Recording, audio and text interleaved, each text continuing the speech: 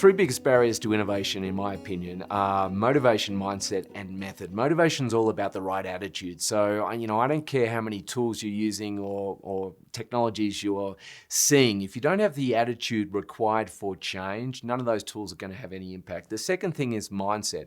Mindset is being conscious of the thinking habits, the traditional thinking habits that are keeping you doing the same thing over and over every day, really without reflecting on those habits. You have to free yourself from seeing the business the way it is right now to have any chance of seeing what it might become. And that's all about your mindset. And the third part is the methods you're using. That's about introducing a different approach, because the approach needed for innovation, for growth, is the direct opposite of the approach needed to keep the existing success running, keep the existing business running. And that's why it's so difficult to introduce new methods. So they're the three barriers. That definitely applies to individuals and also the organizational level. But the biggest barrier above all that I see for organizations trying to innovate is they're always trying to innovate around their existing assets, resources, strengths, core competencies, core capabilities. Now, of course, the traditional disruptors, the ones that really do change things up, don't have that same set of strengths, resources, assets, core capabilities, core competencies. They're free to see the future of the industry from a completely different vantage point. So you need to free, again, yourself from thinking about these are our assets, we've got to find a way to leverage them.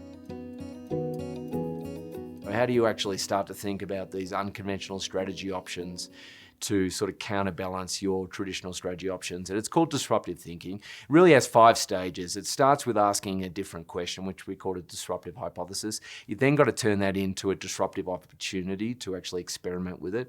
Once you're experimenting with the opportunity, that's going to give you a lot of ideas. You've then got to take these ideas and shape them into a solution, because a solution is always practical, feasible, viable. And then finally, you've got to convince others that you're expecting to make the change, that the advantages of such a change are clear. So you've got to pitch the disruption you're expecting. And that's easier said than done, but that is the process. So I define ideas as the recipes that you use to rearrange things to create new value and wealth. And you can think of those things as your resources, your value proposition, your clients, the relationship you have with them, the distribution channels, your cost structure, your revenue model, your partners and suppliers. All of these things are resources that you can be remixed in an infinite number of ways. Growth in your organization is going to come from better recipes, not more cooking of the recipes you've already got. That's the critical point.